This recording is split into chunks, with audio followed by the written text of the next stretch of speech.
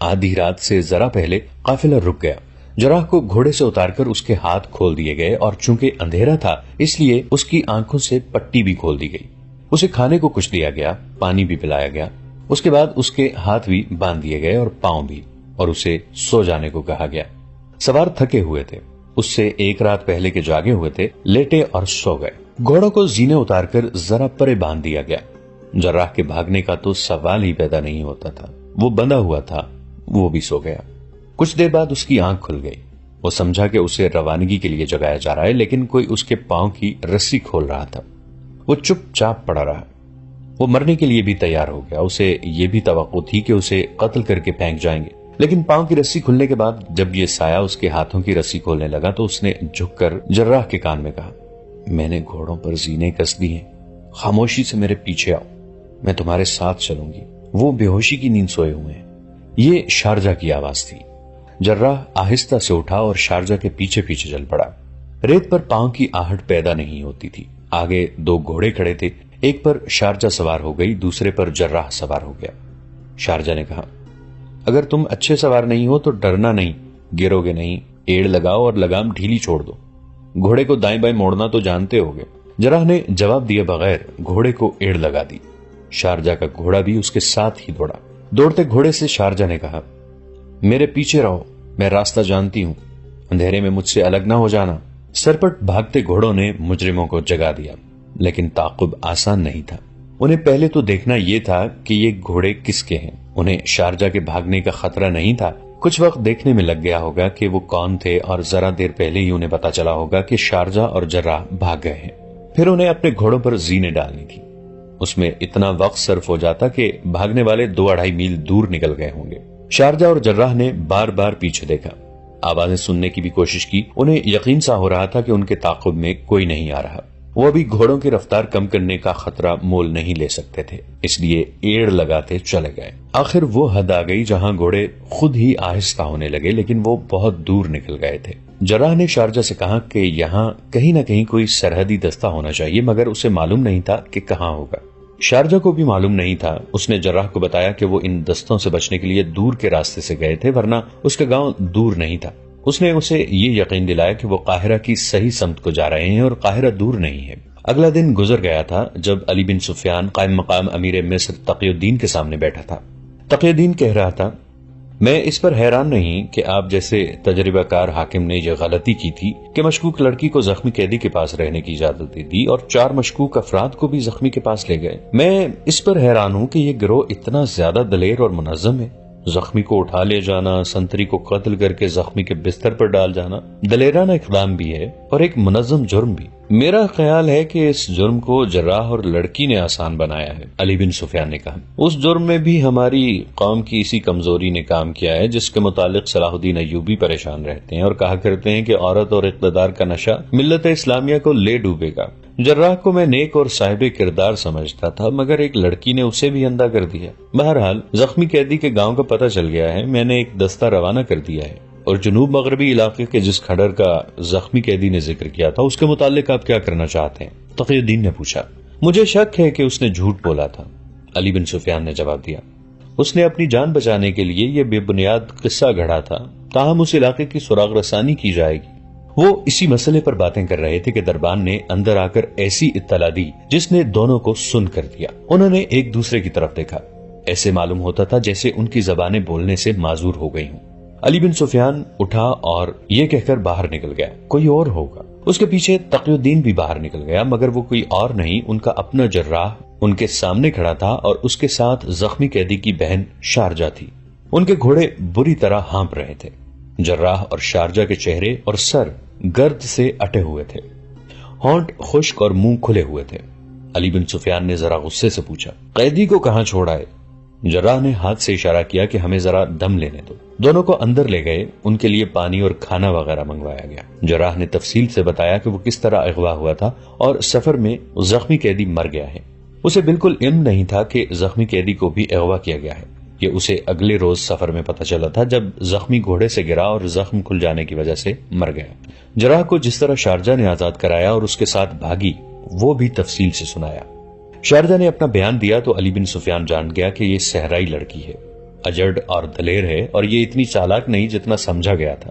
اس نے بتایا کہ وہ اپنے بھائی کے سہارے اور اس کی خاطر زندہ تھی۔ اس بھائی کی خاطر وہ جان دینے کے لیے بھی تیار رہتی تھی۔ جراح نے جس خلوص سے اس کے بھائی کا علاج کیا تھا وہ اس سے اتنی متاثر ہو گئی تھی کہ اس کی مرید بن گئی۔ جراح کو وہ فرشتہ سمجھنے لگی۔ پہلے روز اس کے ساتھ جو 4 آدمی آئے تھے وہ اس کے کچھ نہیں لگتے تھے۔ وہ اس کے چچا اور تایا زاد بھائی نہیں تھے۔ وہ اسی گروہ کے آدمی ہیں جو صلاح الدین ایوبی کو اور اس کے اعلی حاکموں کو قتل کرنا چاہتا ہے۔ جب علی بن سفیان کے آدمی شارجہ کے گاؤں اسے ساتھ لانے گئے تھے اس وقت یہ 4 آدمی گاؤں میں تھے۔ انہیں پتا چلا کہ شارجہ کا بھائی زخمی ہو کر قید ہو گیا ہے تو وہ اس ارادے سے ساتھ چل پڑے کہ زخمی کو اغوا کریں گے۔ انہیں ڈر یہ تھا کہ زخمی کے پاس جو راز ہے وہ فاش نہ ہو۔ وہ جانتے تھے کہ زخمی کہاں اور کس کارروائی میں زخمی ہوا ہے۔ شارجہ کے بیان کے مطابق اس کا ارادہ بھی یہی تھا کہ بھائی کو اغوا کرائے۔ اس نے بھائی کے پاس رہنے کی جو التجا کی تھی اس سے اس کے 2 مقصد تھے۔ ایک یہ کہ بھائی کی خدمت اور دیکھ بھال کرے گی اور دوسرا یہ کہ موقع ملا تو اسے اغوا کر لے گی۔ وہ 4 آدمی زخمی سے مل کر واپس نہیں گئے بلکہ قاہرہ میں ہی رہے تھے۔ وہ شارجہ کے اشارے کے منتظر تھے لیکن جراح نے لڑکی کو اتنا متاثر کیا کہ اس کی سوچ ہی بدل گئی۔ جراح نے اسے یقین دلایا کہ اس کے بھائی کو کوئی سزا نہیں ملے گی۔ اس کے علاوہ جراح نے اسے ایسی باتیں بتائیں جو اس نے پہلے کبھی نہیں سنی تھی۔ جراح نے اس کے اندر اسلام کی عظمت بیدار کر دی تھی اور اعلیٰ کردار کا مظاہرہ کر کے اسے اپنا مرید بنا لیا تھا۔ وہ ہر وقت جراح کے پاس بیٹھ کر اس کی باتیں سننے کے لیے بےتاب رہنے لگی۔ ایک روز وہ جراح کے گھر جا رہی تھی تو اسے ان 4 میں سے ایک آدمی راستے میں مل گیا۔ اس نے شارجہ سے کہا کہ زخمی کے اغوا میں اب دیر نہیں ہونی چاہیے۔ شارجہ نے اسے کہا کہ وہ ارادہ بدل چکی ہے، اس کا بھائی یہیں رہے گا۔ اس آدمی نے شارجہ سے کہا کہ اگر اس نے شہر میں آ کر اپنا دماغ خراب کر لیا ہے تو اسے قتل کر دیا جائے گا، زخمی یہاں نہیں رہے گا۔ شارجہ کو توقع نہیں تھی کہ یہ 4 اتنی دلیری سے اس کے بھائی کو اغوا کر لیں گے۔ اس نے انہیں فیصلہ سنا دیا کہ وہ ان کی کوئی مدد نہیں کرے گی۔ اس آدمی نے اسے کہا ہم تمہاری ہر ایک حرکت دیکھ رہے ہیں، ہم سمجھ رہے تھے کہ تم نے جراح کو پھانس لیا ہے لیکن معلوم ہوتا ہے کہ تم خود اس کے جال میں پھنس گئی ہو۔ شارجہ نے اسے دھتکار دیا۔ اسے چونکہ توقع نہیں تھی کہ وہ لوگ اتنی دلیری کا مظاہرہ کر سکیں گے اس لیے اس نے جراح کے ساتھ بھی ذکر نہ کیا کہ اس کے زخمی بھائی کا اغوا کا خطرہ ہے۔ اسی رات شارجہ اور جراح ان 4 کے چنگل میں آ گئے۔ انہیں جب گھوڑوں پر سوار کرنے کے لیے اٹھا لے گئے تو اس نے دیکھا کہ گھوڑے پر اس کا زخمی بھائی بیٹھا تھا۔ اس وقت وہ کچھ خوش ہوئی کہ اس کا بھائی آزاد ہو گیا ہے۔ وہ فرار پر آمادہ ہو گئی لیکن جراح کو ان لوگوں کی قید میں نہیں دیکھنا چاہتی تھی۔ اس نے انہیں کہا کہ اسے بھی چھوڑ دو لیکن وہ نہ مانے۔ اس کے ہاتھ اور پاؤں باندھ کر گھوڑے پر ڈال لیا۔ راستے میں شارجہ کو بتایا گیا کہ اس کے بھائی کو کس طرح اغوا کیا گیا ہے۔ وہاں صرف 2 آدمی گئے تھے، ایک نے سنتری سے کہیں کا راستہ پوچھنے کے بہانے باتوں میں لگا لیا اور دوسرے نے پیچھے سے اس کی گردن جکڑ لی اور دونوں نے اسے اٹھا کر اندر ڈال دیا۔ زخمی انہیں دیکھ کر اٹھ بیٹھا، اس کے بستر پر سنتری کو لٹا دیا گیا اور اس کے دل پر خنجر کے 2 گہرے وار کر کے اسے ختم کر دیا گیا۔ پھر انہوں نے اس پر کمبل ڈال دیا۔ دونوں نے زخمی قیدی کو اٹھایا اور نکل گئے۔ انہیں یہ بھی معلوم تھا کہ شارجہ جراح کے گھر میں ہے۔ انہیں ڈر تھا کہ وہ نہیں مانے گی اور اغوا ناکام بنا دے گی، لیکن اسے بھی وہاں سے غائب کرنا ضروری تھا کیونکہ اس کے پاس بھی ایک راز تھا۔ 2 آدمی گھات میں بیٹھے تھے۔ جو ہی جراح اور شارجہ تنگ اور تاریک گلی میں آئے انہیں جکڑ لیا گیا اور اغوا کامیاب ہو گیا۔ علی بن سفیان جیسا گھاگ سراغ رساں کوئی اور تجربہ نہیں کرنا چاہتا تھا۔ اس نے جراح اور شارجہ کے بیانوں پر فوری اعتبار نہ کیا۔ یہ بھی سازش کی ایک کڑی ہو سکتی تھی۔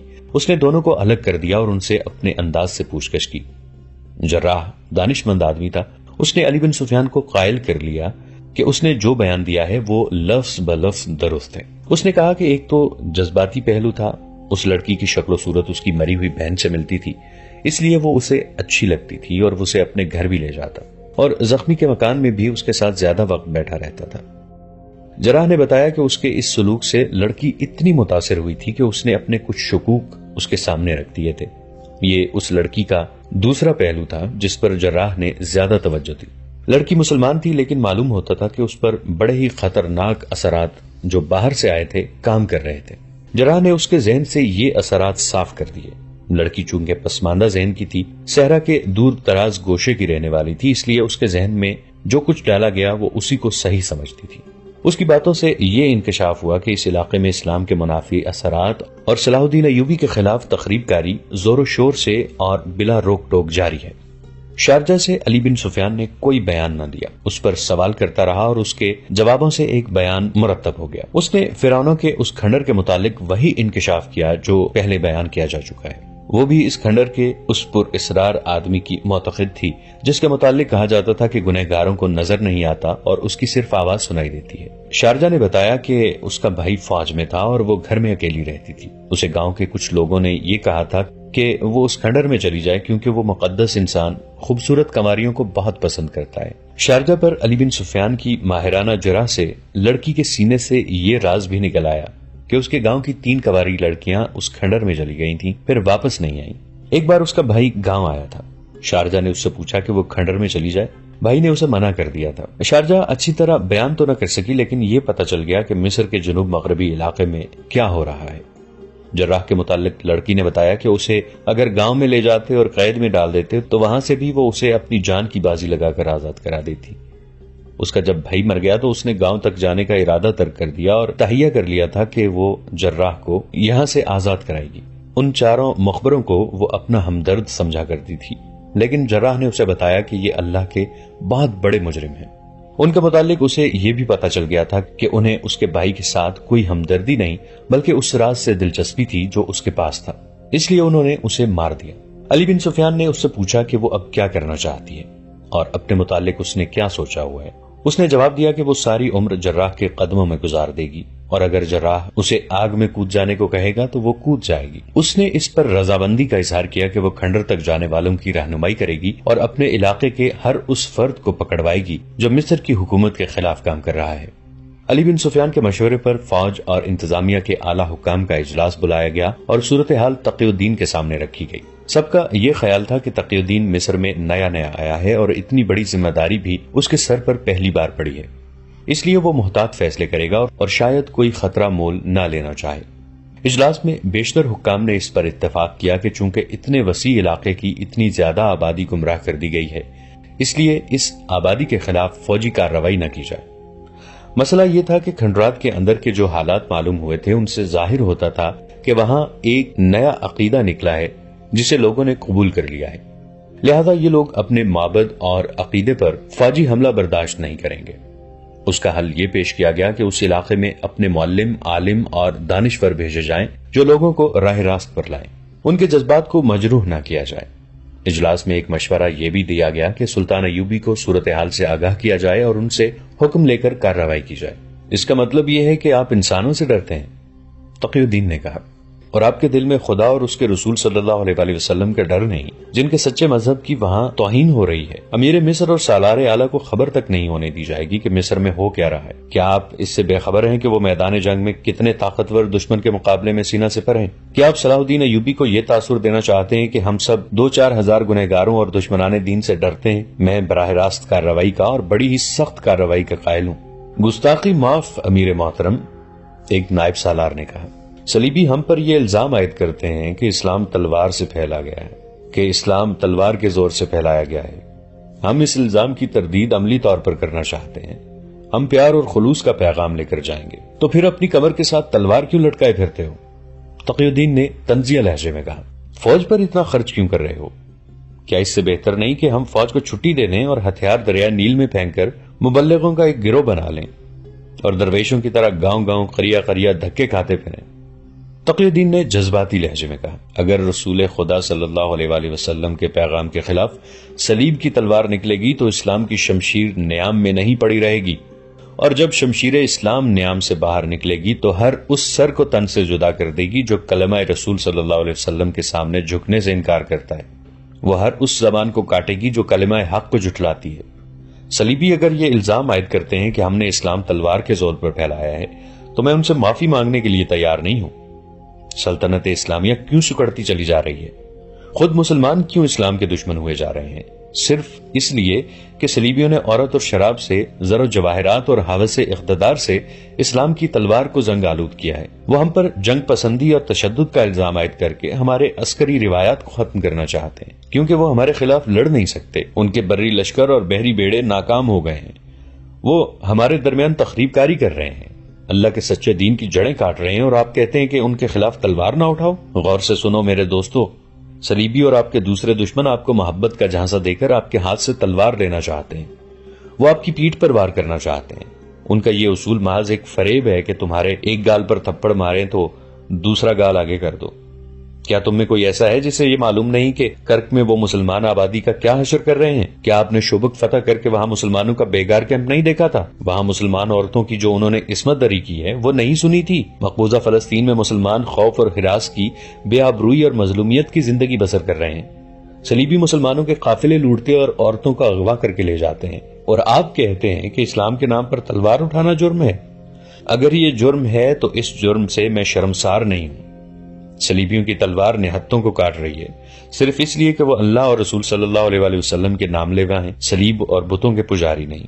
تمہاری تلوار صرف وہاں ہاتھ سے گر پڑنی چاہیے جہاں سامنے نہتے ہوں اور ان تک خدا کا پیغام نہ پہنچاؤ. ہمیں اس اصول کا قائل نہیں ہونا چاہیے کہ لوگوں کے جذبات پر حملہ نہ کرو.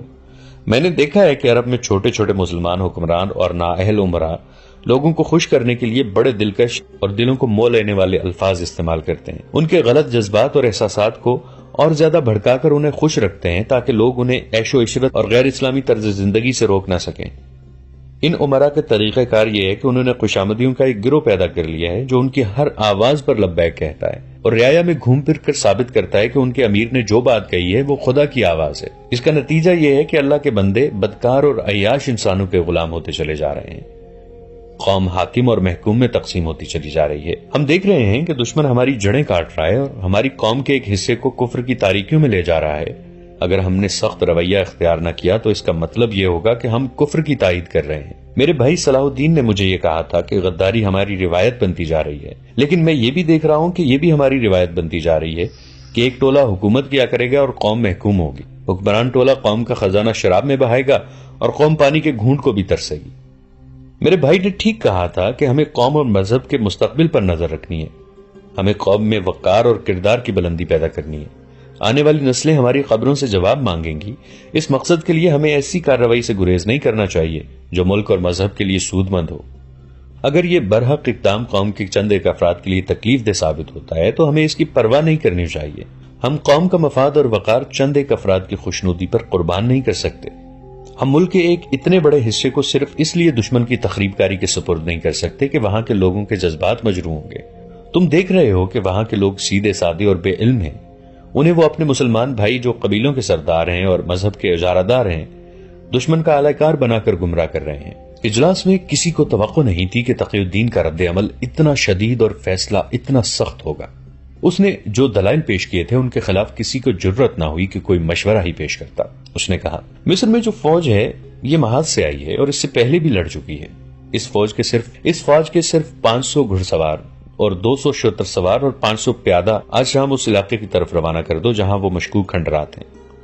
یہ فوج اس علاقے سے اتنی دور رہے گی کہ ضرورت پڑے تو فوری طور پر محاصرہ کر سکے. میرے ساتھ دمشق سے جو 200 سوار آئے ہیں وہ علاقے کے اندر کھنڈروں پر حملہ کریں گے. ایک چھاپا مار دستہ کھنڈروں کے اندر جائے گا. 200 سوار کھنڈروں کو محاصرے میں رکھیں گے.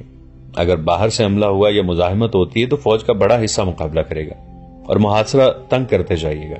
اس کارروائی میں فوج کو سختی سے حکم دیا جائے کہ کسی نہتے کو نہیں چھیڑا جائے گا. اس فیصلے کے فوراً بعد فوجی حکام کوچ، حملے اور محاصرے وغیرہ کا منصوبہ تیار کرنے میں مصروف ہو گئے. سلطان ایوبی مصر کی تازہ صورتحال سے بے خبر کرک اور شوبک قلعوں کے درمیان میل ہا میل وسیع صحرا میں جہاں ریتلی چٹانوں، ٹیلوں اور گھاٹیوں کے علاقے بھی تھے اور جہاں کسی کسی جگہ پانی اور سائے کی بھی افراد تھی، صلیبیوں کے نئے جنگی منصوبے کے مطابق اپنی افواج کی صف بندی کر رہے تھے. جاسوسوں نے انہیں بتا دیا تھا کہ صلیبی دگنی طاقت سے جو زیادہ تر زرہ پوش اور بختر بند ہوگی قلعے سے باہر آ کر حملہ کریں گے. یہ فوج سلطان ایوبی کی فوج کو آمنے سامنے کی جنگ میں الجھائے گی اور دوسری فوج عقب سے حملہ کرے گی. سلطان ایوبی نے اپنی فوج کو دور دور تک پھیلا دیا. سب سے پہلا کام یہ کیا کہ جہاں جہاں پانی اور سبزہ تھا وہاں فوراً قبضہ کر لیا. ان جگہوں کے دفاع کے لیے انہوں نے بڑے سائز کی کمانوں والے تیر انداز بھیج دیے. ان کے تیر بہت دور تک جاتے تھے. وہاں منجنیقیں بھی رکھی گئیں جو آگ کی ہانڈیاں پھینکتی تھیں. یہ اہتمام اس لیے کیا گیا تھا کہ دشمن قریب نہ آ سکے. بلندیوں پر بھی قبضہ کر لیا گیا. سلطان ایوبی نے تمام دستوں کو حکم دیا کہ دشمن سامنے سے حملہ کرے تو وہ اور زیادہ پھیل جائیں تاکہ دشمن بھی پھیلنے پر مجبور ہو جائے. انہوں نے اپنی فوج کو ایسی ترتیب میں کر دیا کہ دشمن یہ فیصلہ ہی نہیں کر سکتا تھا کہ مسلمان فوج کے پہلو کدھر اور عقب کس طرف ہے۔ دوستو، آج کے لیے اتنا ہی۔ اسی کہانی کی اگلی قسط کے ساتھ بہت جلد حاضر ہوں گے۔ نیچے کامنٹ سیکشن میں اپنی رائے کا اظہار ضرور کیجیے گا۔ ہمارے اس چینل کو سبسکرائب کر کے نیچے موجود بیل آئیکن کو بھی ضرور کلک کیجیے گا۔ اگلی ملاقات تک کے لیے ہمارا اور آپ کا اللہ نگہبان۔